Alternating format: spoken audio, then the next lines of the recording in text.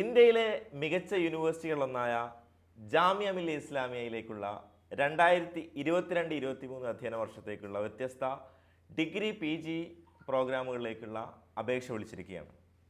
നമ്മൾ ഇന്നത്തെ വീഡിയോയിൽ എങ്ങനെ ജാമിയ മില്ലിയ ഇസ്ലാമിയയിലേക്കുള്ള വ്യത്യസ്ത കോഴ്സുകൾക്ക് അപേക്ഷിക്കാമെന്നുള്ളതാണ് പ്രധാനമായിട്ടും ചർച്ച ചെയ്യാൻ വേണ്ടി പോകുന്നത്.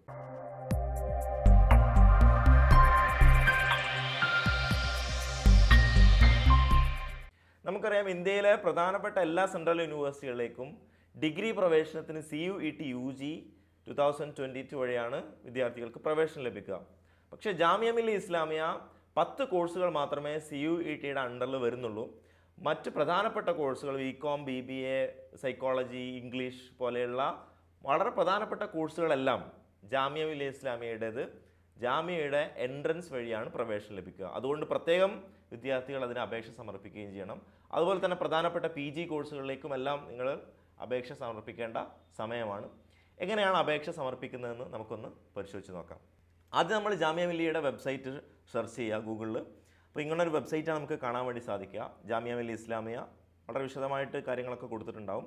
അതിന് ലെഫ്റ്റ് സൈഡിൽ നിങ്ങൾക്ക് ഇങ്ങനെ താഴോട്ട് പോയാൽ അഡ്മിഷൻസ് എന്ന് കാണാൻ വേണ്ടി സാധിക്കും. അത് ക്ലിക്ക് ചെയ്താൽ നിങ്ങൾക്ക് വിസിറ്റ് ജാമിയ എന്ന വെബ്സൈറ്റിലേക്ക് പോകാൻ വേണ്ടി സാധിക്കും. അതിൽ ലെഫ്റ്റ് സൈഡിൽ click here to apply for UG, PG, BTech പ്രോഗ്രാമുകളൊക്കെ അവിടെ പ്രൊവൈഡ് ചെയ്യുന്നുണ്ട്. അത് കാണാൻ വേണ്ടി സാധിക്കും.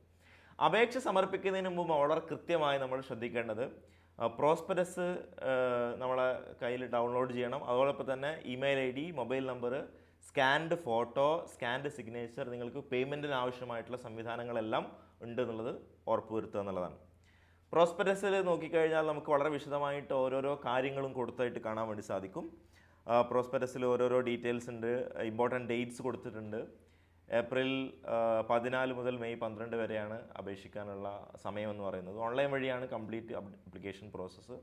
നമ്മൾ പ്രോസ്പെക്ടസിലേക്ക് പോകുന്ന സമയത്ത് ഇങ്ങനെ ഡീറ്റെയിൽസ് കൊടുത്തായിട്ട് കാണാൻ വേണ്ടി സാധിക്കും. ഓരോ കോഴ്സുകളുടെ ഡീറ്റെയിൽസ്, അതുപോലെ തന്നെ ഏതൊക്കെ കോഴ്സുകളാണ് പ്രൊവൈഡ് ചെയ്യുന്നത്, PG കോഴ്സുകൾ, അതുപോലെ തന്നെ ഡിഗ്രി കോഴ്സുകൾ, മറ്റ് ഡിപ്ലോമ പ്രോഗ്രാമുകൾ ഒക്കെ നമുക്ക് കാണാൻ വേണ്ടി സാധിക്കും.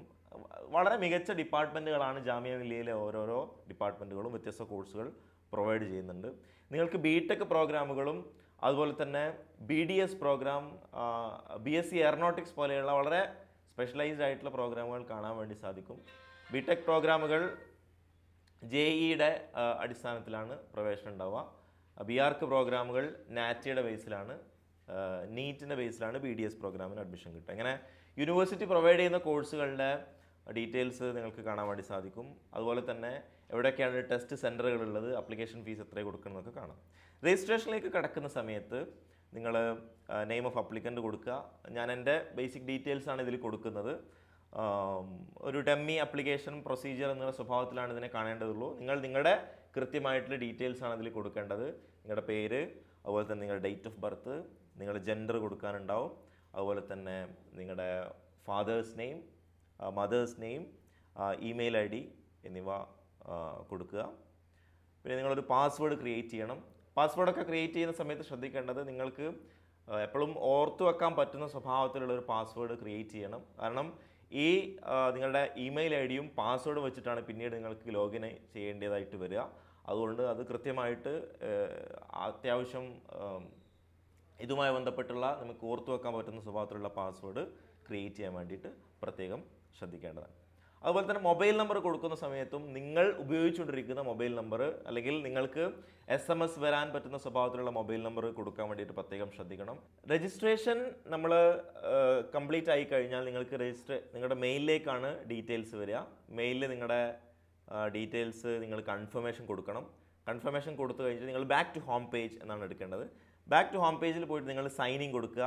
നിങ്ങളുടെ നേരത്തെ കൊടുത്ത ഇമെയിൽ ID അതുപോലെ തന്നെ നിങ്ങളുടെ പാസ്വേഡ് വെച്ചിട്ട് കാണാം. അപ്പോൾ ഇങ്ങനെ ഒരു വിൻഡോ ആണ് നിങ്ങൾക്ക് കാണാൻ വേണ്ടി സാധിക്കുക. ഇതിൽ നിങ്ങൾ ഏത് കോഴ്സാണെന്നുള്ളത് സെലക്ട് ചെയ്യണം. Bachelors, masters, PG diploma, advance diploma, certificate, അങ്ങനെ ഇഷ്ടംപോലെ കോഴ്സുകളുണ്ട്. അത് കോഴ്സിൻ്റെ പേരും നിങ്ങൾ സെലക്ട് ചെയ്യുക. ഞാനിവിടെ ഫോർ എക്സാമ്പിൾ അപ്ലിക്കേഷൻ പ്രൊസീജിയറിന് വേണ്ടി മാസ്റ്റേഴ്സ് MA അപ്ലൈഡ് സൈക്കോളജിയാണ് ഞാൻ സെലക്ട് ചെയ്യുന്നത്. അതിൽ നിങ്ങൾക്ക് പിന്നെ കോഴ്സ് പ്രൊസീഡ് എന്ന് കാണാൻ വേണ്ടി സാധിക്കും. പ്രൊസീഡ് ചെയ്യുന്ന സമയത്ത് നിങ്ങൾ ഇൻസ്ട്രക്ഷൻസ് ഒക്കെ വായിച്ചിട്ടുണ്ടെന്നുള്ളതൊരു കൺഫർമേഷൻ നിങ്ങൾ കൊടുക്കണം. ഇതിൽ നിങ്ങളുടെ application details, photo signature, academic details, document details, preference entry, preview and confirm എന്നുള്ള സ്വഭാവത്തിലാണ് ഇതിൻ്റെ ഒരു സംഗതി ഉണ്ടാവുക. ഇതിൽ അപ്ലിക്കേഷൻ ഡീറ്റെയിൽസിൽ നിങ്ങൾ പോയി കഴിഞ്ഞാൽ നിങ്ങളുടെ ഡീറ്റെയിൽസ് ചോദിക്കും. ആ ഡീറ്റെയിൽസാണ് നിങ്ങൾ ഇനി ഫില്ല് ചെയ്ത് കൊടുക്കേണ്ടത്.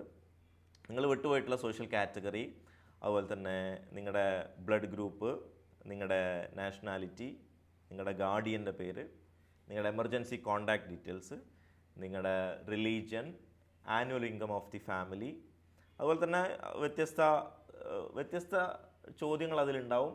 ഈ ചോദ്യങ്ങളെല്ലാം വളരെ ശ്രദ്ധയോടുകൂടി ഉത്തരം കൊടുക്കാൻ വേണ്ടിയിട്ട് ശ്രദ്ധിക്കണം. നിങ്ങൾക്ക് ആവശ്യമായിട്ടുള്ള സർട്ടിഫിക്കറ്റുകളോ സംഗതികളോ ഒക്കെ നിങ്ങളുടെ കയ്യിലുണ്ടെങ്കിൽ മാത്രമേ നിങ്ങൾ ഈ പറയുന്ന ഉത്തരങ്ങൾ ഓപ്ഷൻസ് കൊടുക്കേണ്ടതുള്ളൂ. NCC കാഡറ്റ് ആണെന്ന് ചോദിക്കുന്നുണ്ട്. അപ്പോൾ NCC ആണെങ്കിൽ നിങ്ങൾ ഈ പറയുന്ന സ്വഭാവത്തിൽ യെസ് കൊടുക്കേണ്ടിയുള്ളൂ, ഇല്ലെങ്കിൽ നോ എന്ന് കൊടുക്കുക. പിന്നെ ആധാർ നമ്പർ ചോദിക്കുന്നുണ്ട്. ആധാർ നമ്പർ ഞാനിവിടെ ഡമ്മി ആധാർ നമ്പറാണ് കൊടുക്കുന്നത്. നിങ്ങളുടെ ആധാർ നമ്പർ കൃത്യമായിട്ട് ഫോളോ ചെയ്തിട്ട് കൊടുക്കുക. പിന്നെ അതുപോലെ തന്നെ നിങ്ങളുടെ ഏത് സ്കൂളിലാണ് നിങ്ങളുടെ മാർക്ക് ഷീറ്റ് ഉള്ളത്, പഠിച്ചത് ഏത് ഇൻസ്റ്റിറ്റ്യൂഷനിലാണ്, ഏത് കോളേജിലാണെന്നുള്ളത് നിങ്ങൾ കൊടുക്കുക. അതുപോലെ തന്നെ നിങ്ങൾക്ക് എന്തെങ്കിലും കേസുകളോ അത്തരം കാര്യങ്ങളൊക്കെ ഉണ്ടോ എന്നുള്ള ചോദ്യമുണ്ട്. അതുപോലെ തന്നെ എന്തെങ്കിലും ഡിസിപ്ലിനറി ആക്ഷൻസ് ഒക്കെ ഉണ്ടായിട്ടുണ്ടോ എന്നൊക്കെയുള്ള സ്വഭാവത്തിലുള്ള ചോദ്യമുണ്ട്. പിന്നെ ഫാദറിൻ്റെ ഹയസ്റ്റ് ക്വാളിഫിക്കേഷൻ, മദറിൻ്റെ ഹയസ്റ്റ് ക്വാളിഫിക്കേഷൻ ചോദിക്കുന്നുണ്ട്. പിന്നെ നിങ്ങൾ ജാമിയ മില്ലിയ ഇസ്ലാമിയയിൽ നിന്നും ക്വാളിഫയിങ് എക്സാമിനേഷൻ പാസ്സായെന്നുള്ളതാണ് ആ ചോദ്യം. Did you pass qualifying examination from JMI? Yes ആണെങ്കിൽ മാത്രം യെസ് കൊടുക്കുക, അല്ലെങ്കിൽ നോ കൊടുക്കുക. പിന്നെ നിങ്ങളുടെ പെർമനൻറ്റ് അഡ്രസ്സ് ചോദിക്കുന്നുണ്ട്. അഡ്രസ്സ് കൊടുക്കുന്ന സമയത്ത് കൃത്യമായി ലാൻഡ് മാർക്ക്, അതുപോലെ തന്നെ city, post office, state, district ഒക്കെ വെച്ചുകൊണ്ട് കൊടുക്കണം. കാരണം എന്തെങ്കിലും ഫർദർ കമ്മ്യൂണിക്കേഷൻ ആവശ്യമുണ്ടെങ്കിൽ ഈ ഒരു നമ്പറിലാണ് അല്ലെങ്കിൽ ഈ ഒരു ഡീറ്റെയിൽസിലാണ് നിങ്ങളുടെ കോൺടാക്റ്റ് ഉണ്ടാവുക എന്നുള്ളത് പ്രത്യേകം ശ്രദ്ധിക്കേണ്ടതാണ്. നമ്മളിങ്ങനെ ഓരോ ഡീറ്റെയിൽസ് കൊടുക്കുകയാണ്. പിൻ നമ്പർ, പാരൻറ്റിൻ്റെയും ഗാർഡിയൻ്റെയും മൊബൈൽ നമ്പർ ചോദിക്കുന്നുണ്ട്. അതൊരു എമർജൻസി കോൺടാക്റ്റ് എന്നുള്ള സ്വഭാവത്തിൽ കൂടിയാണ് ഇത്തരം ഡീറ്റെയിൽസ് ചോദിക്കുന്നത്. അത് നമ്മൾ ടൈപ്പ് ചെയ്ത് കൊടുക്കുക. അതിനുശേഷം നിങ്ങളുടെ സെയിം അഡ്രസ്സ് തന്നെയാണെന്നുണ്ടെങ്കിൽ, അതായത് പെർമനൻറ്റ് അഡ്രസ്സിൻ്റെ അതേ അഡ്രസ്സ് തന്നെയാണ് നിങ്ങളുടെ പ്രസൻറ്റ് അഡ്രസ്സെങ്കിൽ അത് കൊടുക്കുക. സേവ് ആൻഡ് പ്രൊസീഡ് കൊടുക്കുക. അടുത്തത് വളരെ പ്രധാനപ്പെട്ട ഒരു മേഖലയാണ് നിങ്ങളുടെ ഫോട്ടോ അപ്ലോഡിങ്ങും അതുപോലെ തന്നെ സിഗ്നേച്ചർ അപ്ലോഡിങ്ങുമാണ്. ഫോട്ടോന് കൃത്യമായിട്ട് പറയുന്നുണ്ട് പാസ്പോർട്ട് സൈസ് ഫോട്ടോ ആയിരിക്കണം എന്നുള്ളത് പറയുന്നുണ്ട്. അതിൻ്റെ ഏതൊക്കെയാണ് അതിൻ്റെ ഏരിയ എന്നുള്ളതൊക്കെ കൃത്യമായിട്ട് പറയുന്നുണ്ട്. എൻ്റെ ഒരു ഫോട്ടോ അപ്ലോഡ് ചെയ്യുന്നുണ്ട്. അതുപോലെ തന്നെ it should not be less than 100 KB എന്ന് പറയുന്നുണ്ട്.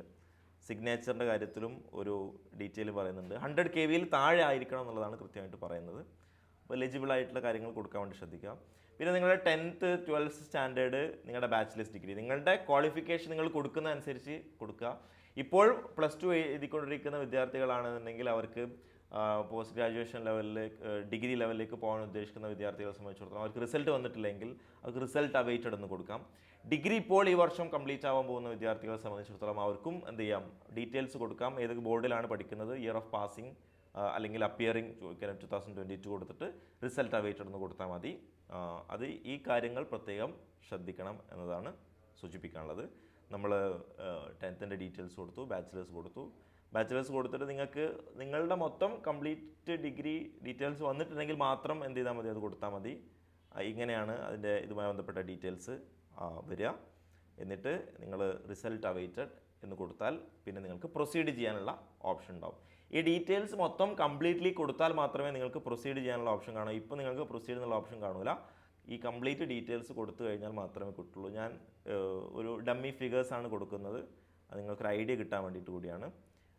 CGPA എന്താണ്, നിങ്ങൾക്ക് ക്യുമുലേറ്റീവ് ഗ്രേഡ് പോയിൻ്റ് ആവറേജ് എത്താന്നുള്ളത് കാണാം. Result awaited, save and proceed കാണാം. എന്നിട്ട് നിങ്ങളോട് പറയും റീകൺഫേം ചെയ്യണം, ഒന്ന് കറക്റ്റാക്കി കൊടുക്കാം. നിങ്ങളുടെ ഡോക്യുമെൻറ്റ്സ് അപ്ലോഡ് ചെയ്യാൻ വേണ്ടിയിട്ട് പറയും, പക്ഷേ അവിടെ ഡോക്യുമെൻറ്റ്സ് അപ്ലോഡ് ചെയ്യാനുള്ള ഓപ്ഷൻ ഉണ്ടാവില്ല. നിങ്ങൾക്ക് ഡയറക്റ്റ്ലി നെക്സ്റ്റിലേക്ക് പോകാൻ വേണ്ടി സാധിക്കും. ടെസ്റ്റ് സെൻറ്റർ ഡൽഹിയാണ്. ഫൈനൽ സ്റ്റെപ്പാണ് പേയ്മെൻറ്റ് എന്ന് പറയുന്നത്. പേയ്മെൻറ്റ് നടത്തി കഴിഞ്ഞാൽ നിങ്ങൾക്ക് ഒരു PDF ഫോർമാറ്റിലുള്ള നിങ്ങളുടെ മൊത്തം അപ്ലിക്കേഷൻ ഡീറ്റെയിൽസ് കൊണ്ടിട്ടുള്ള ഒരു സംഗതിയാണ് കിട്ടുക. അത് നിങ്ങൾ ഡൗൺലോഡ് ചെയ്ത് PDF ഫോർമാറ്റായിട്ട് നിങ്ങളുടെ മെയിലിൽ അറ്റാച്ച് ചെയ്ത് സൂക്ഷിക്കേണ്ടതാണ്. ഫർദർ റെഫറൻസ് നിങ്ങൾക്ക് ആവശ്യമായിട്ട് വരും. നിങ്ങൾക്ക് അപ്ലിക്കേഷൻ കൊടുക്കുന്ന സമയത്ത് എന്തെങ്കിലും സംശയങ്ങളോ കോഴ്സ് സംബന്ധമായിട്ടുള്ള സംശയങ്ങളോ കോഴ്സ് സെലക്ഷനുമായി ബന്ധപ്പെട്ടുള്ള എന്തെങ്കിലും ക്ലാരിഫിക്കേഷൻസ് ആവശ്യമുണ്ടെങ്കിൽ താഴെ കൊടുത്തിരിക്കുന്ന നിങ്ങൾക്ക് കരിയർ ഹെൽപ്പ് ഡെസ്കുമായിട്ട് കോൺടാക്റ്റ് ചെയ്യാവുന്നതാണ്. തീർച്ചയായിട്ടും ടീം ഇൻക്യുബേഷൻ നിങ്ങളുടെ എല്ലാവിധ കരിയർ സപ്പോർട്ടിനും നിങ്ങളുടെ കൂടെ തന്നെ ഉണ്ടാകും. നിങ്ങൾ ഈ വീഡിയോ ഇഷ്ടമായിട്ടുണ്ടെങ്കിൽ നിങ്ങൾ സബ്സ്ക്രൈബ് ചെയ്യുക, മറ്റുള്ള വിദ്യാർത്ഥികളിലേക്ക് എത്തിക്കുകയും ചെയ്യുക. അടുത്തൊരു വീഡിയോയിൽ കാണാം. Thank you.